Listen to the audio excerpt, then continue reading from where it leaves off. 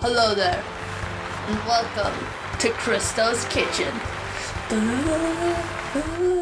There's gonna be an opening. I love it. Okay.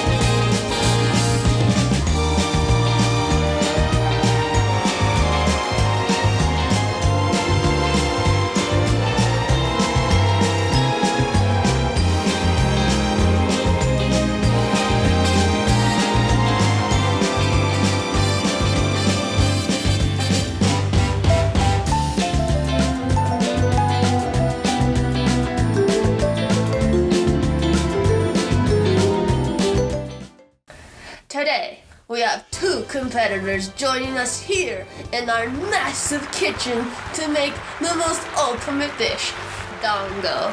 But not just any Dango, Pusheen Dango, the way of the Dango future.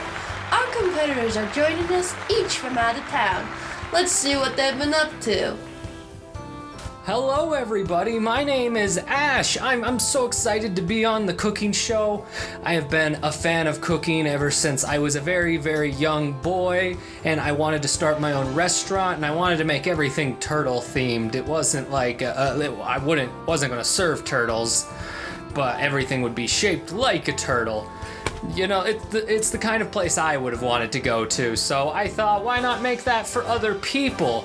So of course, to get that dream started, here I am at the Dango making competition. Have I ever made Dango before in my life? That's a big fat no. I've seen it on TV, and that's about it. Hi, my name's Kristen.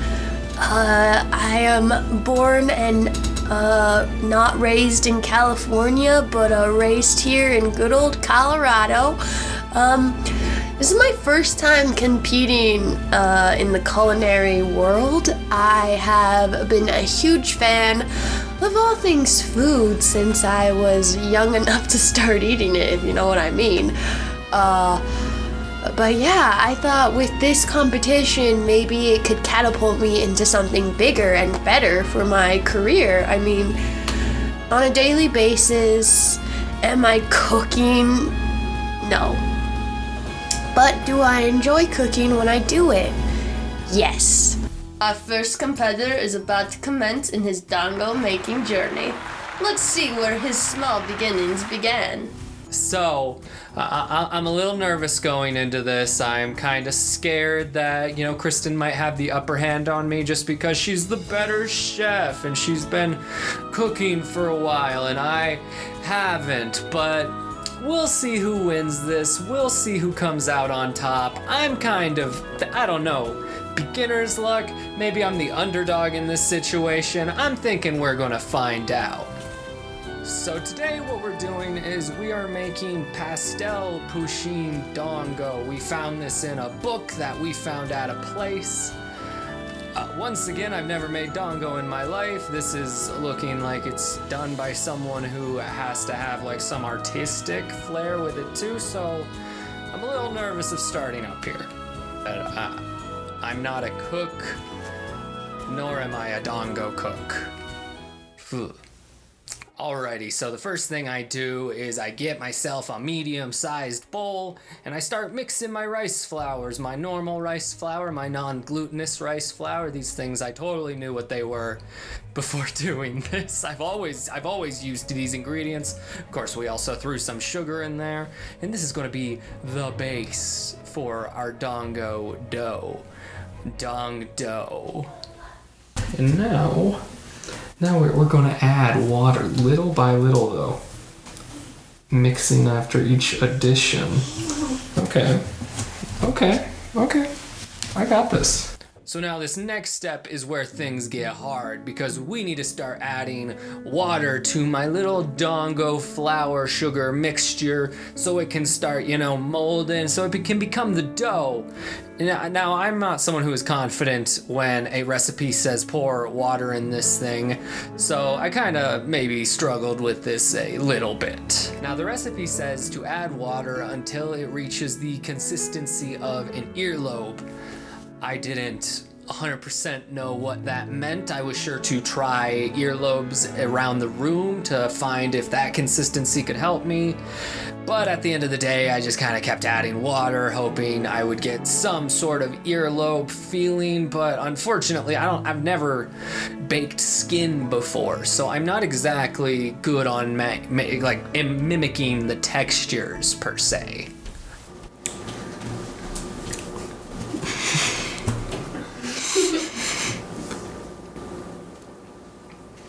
So I'm doing this for a while, and I'm getting a little bit worried with each added drop of water just because it's starting to get really sticky. And I'm aware Dango is supposed to be sticky. I mean, that's the point of Dango.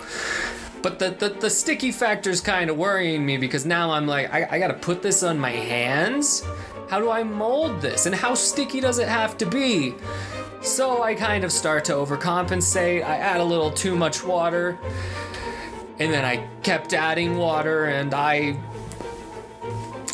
thought I got the texture of an earlobe, but maybe a melted earlobe because I made Nickelodeon slime. It did taste good though. It tasted very nice. I don't know if it tasted edible, but I'm known to eat non-edible things and enjoy that taste. So I'm a little confident at this point because it's still in the bowl. I'm still mixing. We'll see how it goes.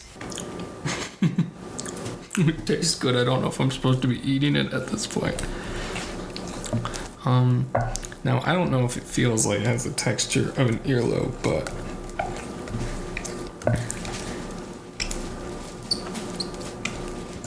too wet and soft. I hope this isn't too wet. So at this point, I'm getting ready to go on to the next step. I've spent way more time on this step than I should have, and I'm realizing my mixture looks very goopy. I'm not really understanding how I will create a dough of this. It's seeming that I have already screwed up, kind of massively. So I add in a little more normal rice flour. I'm hoping that'll thicken it out. Hopefully that didn't really work initially, so I added a little more rice flour. I'm really hoping this will help my goopy mess be able to take on shape, because if not, I'm not sure what I'm gonna do at this rate. I'm not even a normal cook. I don't know how to fix normal problems, and this is a not normal problem. So at this point, I'm finally happy with my consistency. I'm thinking it looks good, and the book is telling me it's time to divide this into 3 equal portions. I'm a little dim. I don't know if I'm supposed to take this out of the bowl. I don't know if I'm supposed to lay this down on something. I'm not sure what to do with my mixture. So I decide to just kind of lay it out onto my little surface, and I've made slime, and it's become ever more clear this is just slime. It goes out like it's a pancake. It's definitely supposed to be dough, not pancake slime. So at this point, I'm kind of freaking out. I don't know how I'm supposed to separate this, not to mention it's kind of oozing. It's about to ooze off of my cutting board onto the everything, and this is such a sticky substance. I'm getting it all over myself. At this point, I'm freaking out. I don't know what to do. It's like I'm the limes guy. I'm holding too many limes, and I can't hold all these limes. And also the limes are really, really sticky, and it's just freaking me out. So now that I've had my panic attack and I'm sitting here looking at what should be dough, it isn't dough, it is icky, sticky pancake batter. And I'm like, I don't know how to separate this, at least not on this plate. I've already screwed this up to a point where I cannot separate it out on this. So I grab 3 bowls and I'm like, I'm just going to, kind of try and scoop this mess on up, dunk it in some bowls, and then that'll be how I separate the 3. I'm not gonna say these were perfectly measured cuts, but I tried. Let it be known, I tried. I tried. So once I get the first bowl full of my Dango batter mixture, I start to add in the food coloring. These are going to be 3 different colored Pusheens. We got some food coloring. I totally never work with food coloring. Honestly, you don't need to when your entire diet is compromised of store-bought tacos and store-bought nachos that you put in the microwave. But let alone, I put in some of my green dye and it comes out an interesting color. It's not exactly the pastel green that we were going for. It is more of a Shrek swampish green. It's mixing all right with my mixture. There's a lot of white here and there, but I'm calling it good. I'm calling it a win at this rate. So now I have the second bowl filled with my mixture, and this one I have to dye purple. Now for this we bought different food colorings. We got some fancy ones, and I didn't really know how to use this. It did not have a dipper, it did not have a anything. I was kind of lost here, so I ended up just kind of shaking for a while. It didn't really work. You'd think there'd be a dipper. Do you think this expects you to have your own dipper? Oh wait, it's coming. Alrighty. Just a little more Violetta, please. Yeah, I like that much Violetta. That much Violetta is going to do us so much good. But I got a nice little purple color. It actually kind of came out like the Colorado Rockies, which is our baseball team in Colorado. That's where they're from. That's why they're called the Colorado Rockies as opposed to the Philadelphia Rockies.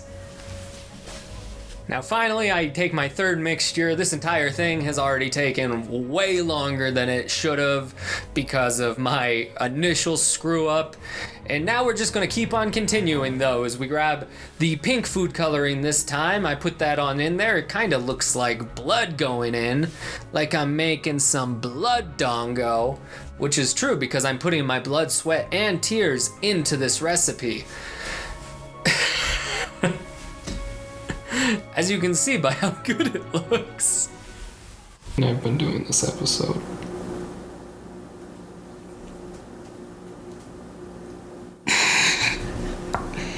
This is gross. Just dip my finger in there, maybe. Yeah. Alrighty, so now that I have all my mixtures separated and food colored, it is time to roll them into balls and, draw on them. It's time to really get into the artistry of this whole thing. So first things first, I replace my old workstation with a new one because my old one is now covered in stick and ooze and everything the Ninja Turtles would like to play with. And at this point, we gotta lay down a little cornstarch. This way it's going to kind of, cornstarch up the product. It's because cornstarch, it makes it less sticky. Now, as you can see from that, I am a 5-star chef. That's what the kind of thing they teach you in chef school. You get taught that cornstarch makes things less sticky. So I start putting my battery mixture down. It is about as difficult as you would think it is, and it's quite frustrating. At this rate, I'm starting to get really worried about how these are going to turn out. But as soon as I start putting it on that cornstarch, I start realizing, oh my goodness, this cornstarch is kind of making it a little less sticky. Maybe I can use this to my defense. Maybe I can use this to fix my former mistake and make something that's very nice and, a good texture, not a gelatinous texture. It's all over my hands. I need more rice flour. But it's all over my hands. I should have just added more. Now, due to the severity of my initial screw up with the water adding, I kind of overdid it with the cornstarch right away. I've just started adding and it was never enough because it was still kind of sticking, and just adding until it kind of looked like one of those frosted cookies, but if you left it out in the sun, and also instead of a cookie, it was like radioactive slime waste, and you left it out in the sun. So I think I'm done with my first ball. I get it in my hand. It's this long tapeworm-like looking thing, and I start rolling it about in my hands, trying to make this great Pusheen chubby shape. And I'm realizing with all my cornstarch, it did not help. I mean, the thing is sticking to my hand. It's melting through my fingers. I still have a slime. How am I going to defeat this slime? It's melting in my hand like Nickelodeon slime. Oh my god, look at this. I'd have an easier time with Play-Doh. If this was a make slime competition, I think I would have creamed the competition. I would have slimed the competition more so, because it's more of a slime than a cream. So eventually I get it to a texture that I can deem not complete slime, and it is time to start kind of separating it, because we're going to need to break off little pieces of this to make Pusheen's ears and his limbs, and he's got to look like Pusheen at the end of the day, right? So I start breaking off these limbs, and they start crumbling off in a way I'm not sure they're supposed to. I'm starting to now think I've added too much cornstarch, and that this will now be my detriment. I'm having a really rough time here. I just can't seem to get these amounts right. At this point, I'm still convinced I'm going to be able to turn this into a Pusheen, one that you could recognize on sight as the character, as the brand. I think I'm going to be able to pull it off. Now I need to draw. It's time to draw. Now, at this point, I don't know if drawing Pusheen on these would be respectful. Alrighty, so for my next step, I grab our decorative edible marker, and I get to drawing on the faces of my Dango. At this point, after the first one at least, I tried to get a cat on there. I tried to get some resemblance of Pusheen, whatever, on there. And it immediately didn't work, so at this point I decided, you know what, if we can't make it Pusheen, let's go unique, let's go creative, let's just do whatever we want.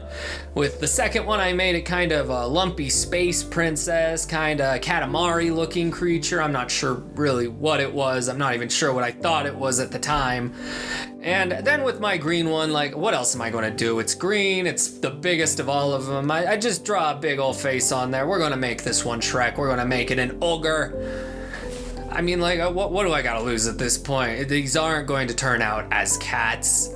I think I lost that right long ago in this process. So next up, I gotta add the limbs, which I accidentally did not do nearly soon enough. Everything dried out because I added way too much cornstarch to everything, so now it's not sticky, now it's just all dry, and it's just I cannot play with these textures, I cannot get them right, I cannot do anything.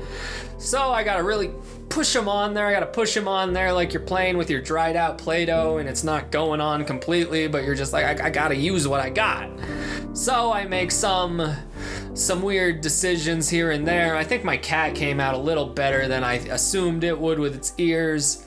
The lumpy space princess thing, it kind of looks like something you'd find at the bottom of the sea, it's like a new species.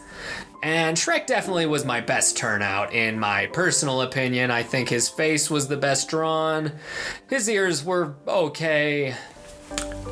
I don't know. I was pretty much this is good at this point. These are excellent Dango. I'm sure someone would buy this in a store. I'm honestly certain someone would buy this in a store. Alrighty, so for my next step, it is time to cook these Dangos. Now, there are different ways you can cook them. I decided to go the microwave route because at this point, What am I going to do? Boil some water? No, I've already proven I am a microwave kind of chef.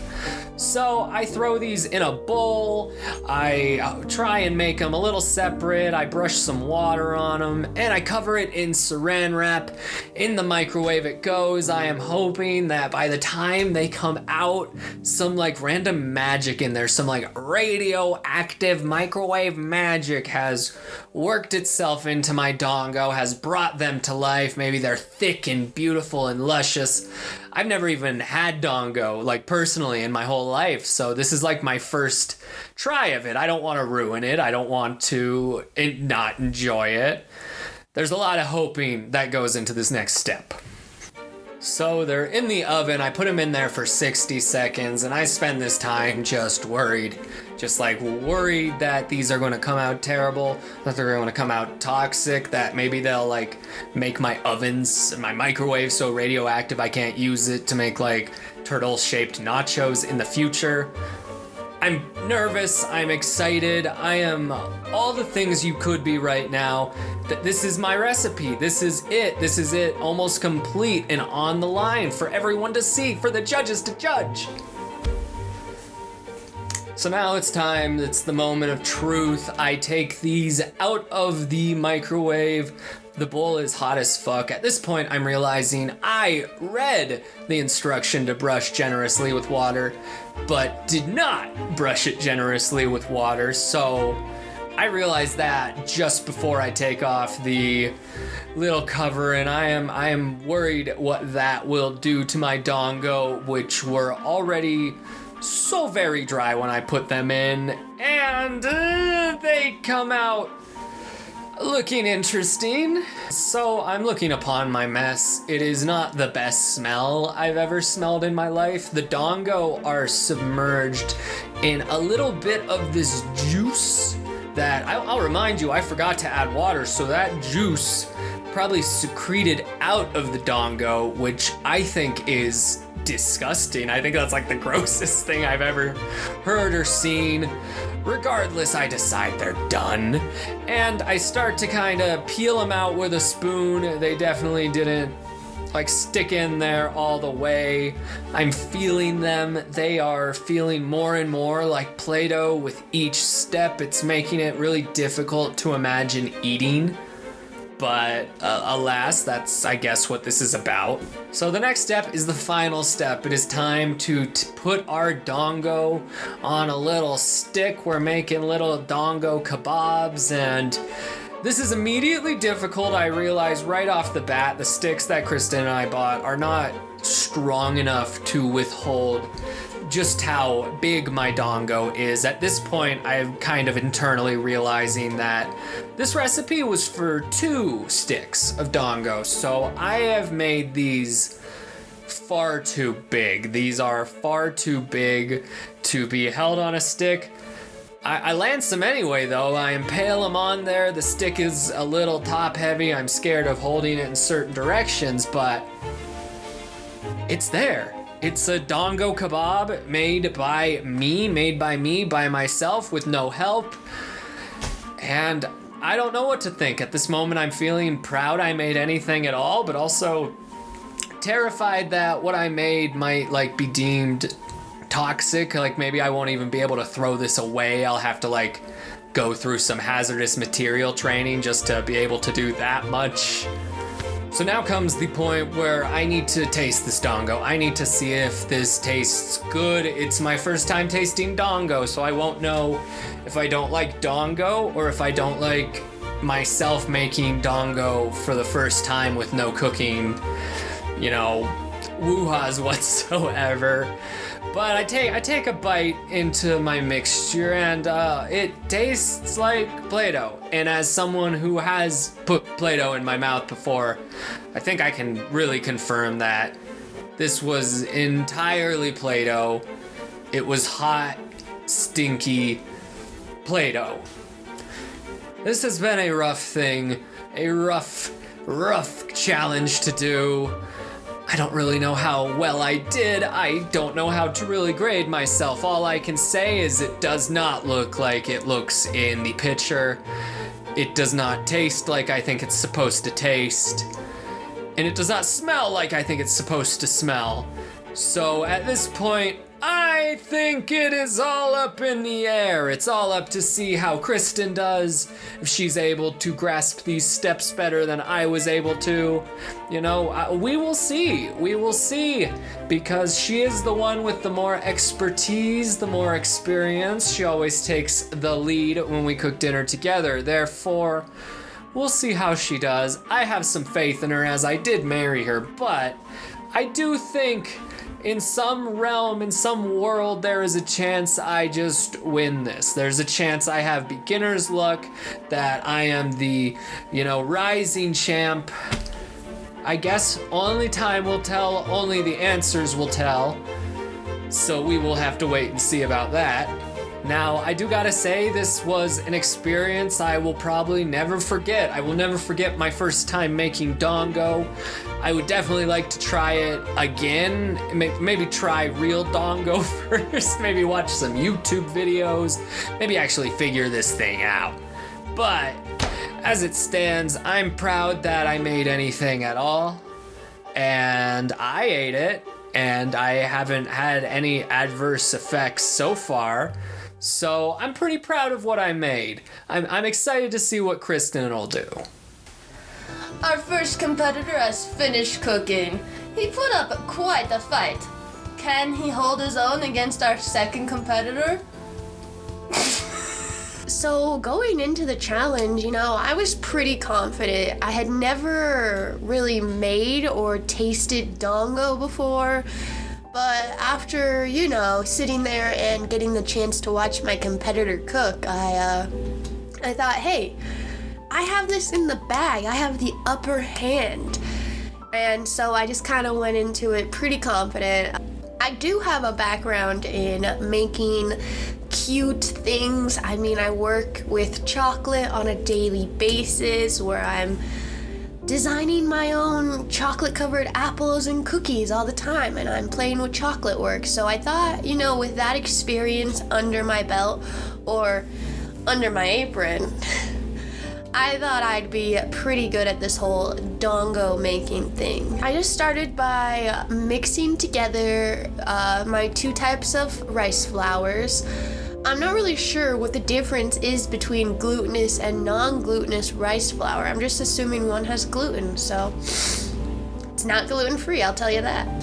So, in the mixture with the flour and the sugar, I started to add the water slowly. Now, this is where I really tried to be careful because as I was watching my competitor, this is where everything starts to go crazy for him, is adding the water. He definitely added too much. So I'm thinking that by me slowly combining the water with the dry ingredients that I could ease into the dough and make it a lot better. So I started whisking together the water. At a point, I've started to add 3 tablespoons of water and the dough is starting to come together. I add my final tablespoon of water and the dough finally forms and comes together. In the beginning, I was mixing the mixture with a spatula. I soon realized that was not the route to go, and I just started using my hands the good old-fashioned way, started combining the dough together and kneading it and working it out and getting it that weird earlobe consistency that the recipe called for. Okay, I think we're making headway here. Okay. So, this has now formed like a little dough. I think we added just the right amount of water there. Because now I have a perfect dough. It kind of does feel like an earlobe.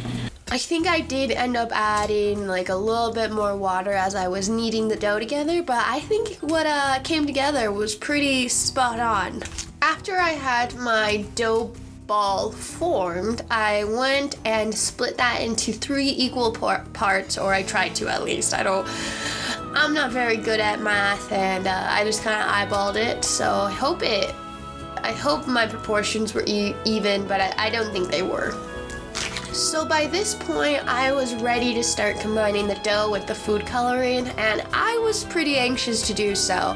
I work with food coloring on a day-to-day basis at the chocolate shop I work at, but combining food coloring with chocolate is simple. You just add it, mix it, and see if that's the color you need.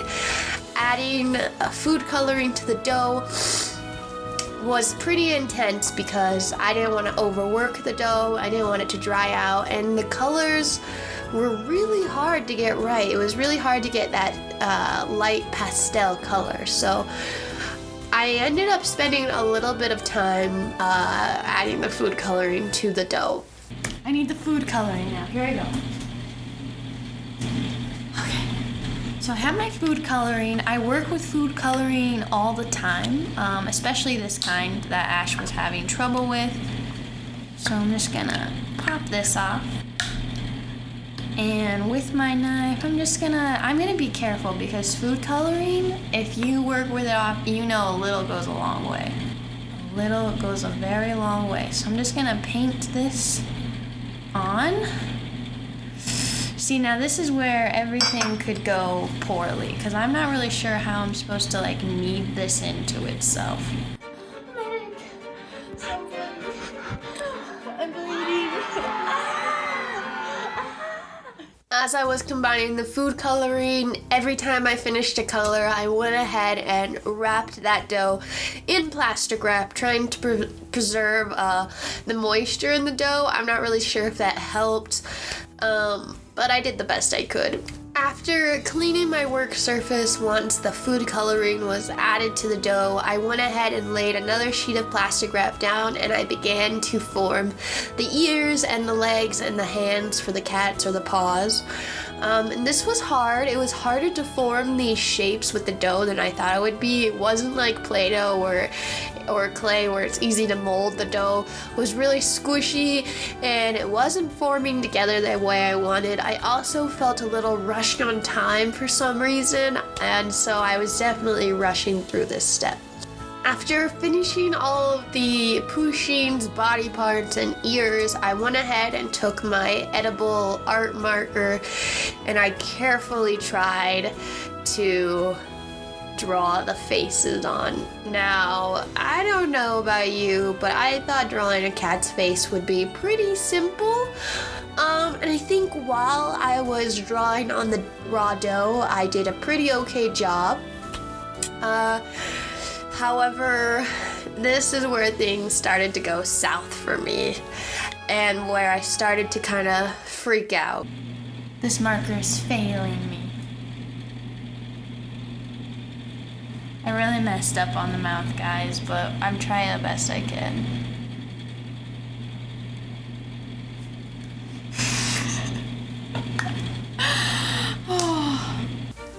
I thought that I would at least kill it with the product looking nicer than my competitors, you know.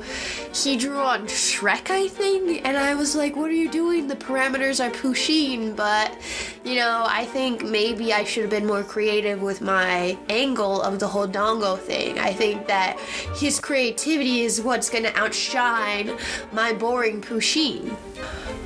All the while I was making the Dango, I had a pot of water boiling, and I thought this was gonna be my saving grace. I thought I could cook the Dango in the boiling water rather than the microwave like my competitor did, and I thought that would set me apart.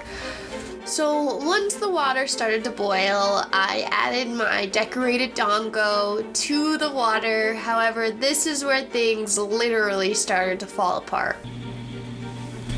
Oh my gosh, you went head first down. This is not good. Okay. Oh my gosh. Oh no, another one went head down. Okay.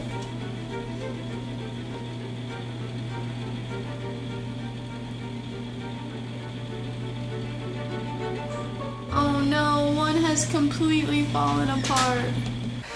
The pieces that I had attached that were the ears and the arms just started to float everywhere, creating little dongos that weren't supposed to be there, and making my beautiful Pusheens look like they had a little bit of water weight on them.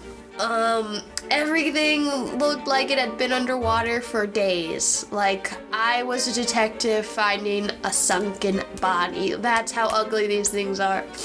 And at this point, it was too late to fix anything. I either had to restart everything or just keep going with it. And I definitely freaked out in the kitchen. I think I should have, instead of going to boil them, I should have let them steam. That way they wouldn't have had to been submerged in the water and they could have just steamed. I took the quicker route. Steaming them would have taken 15 to 20 minutes and I definitely wasn't going to wait for that. And I think that's what ultimately made me lose my beautiful dongos in the end. After around 4 minutes, I took what was left of the dongo out of the pot.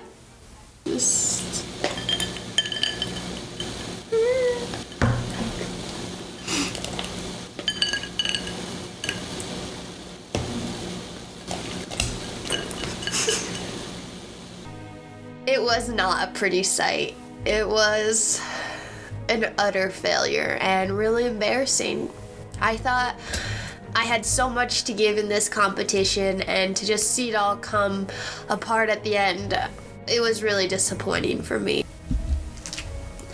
I think the size of my dongo also contributed to them coming apart in the water. I should have made them smaller and more precise.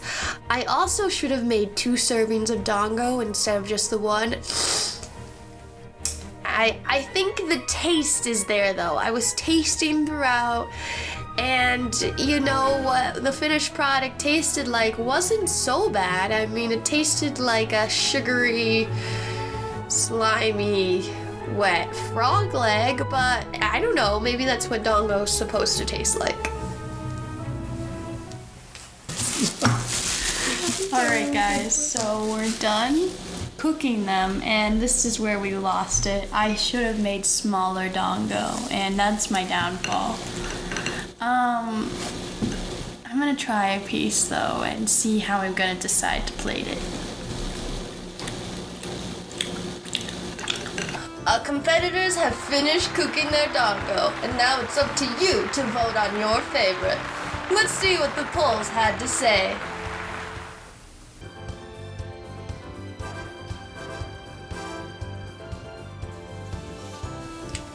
And our winner is Ash!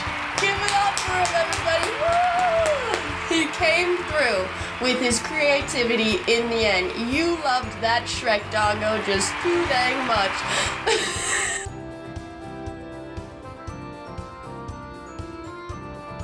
Let's check in with our winner. Oh my goodness. I just can't believe I won. Like, this is literally the biggest thing that has ever happened to me. I've never cooked in my life. I've never made dongo before, and I won. I won the competition with my Shrek. I just can't. This is the best thing that's ever happened to me. I am just ecstatic for this opportunity, and I want to thank the viewers. I want to thank the Academy. I want to thank Pusheen. I want to thank Mama Mia. I want to thank Kristo for boiling hers and losing. I'm just so happy. I can't believe I'm America's Next Master Dango Chef. I just can't believe it, and I couldn't be more proud, and thank you so much. Let's check in with our loser. How's Kristen holding up in the studio, guys? The results just came back, and I didn't get the votes. The people, they just like Shrek so much more, and I just think that's cheating at the end of the day. I tried my best with my Pusheens because that's what the challenge was, and Shrek just came and stole the show. I deserve a recount. I deserve to win this one. For my cats. Turn the cameras off. I don't want to be filming this anymore. Thanks for joining us in Kristo's kitchen. I've been your unnamed host because I did not introduce myself in the beginning of this. Find out next time what my true identity is. Do I need any more verbals? I don't think so. Okay. Do one of these. That's your thumbnail right there.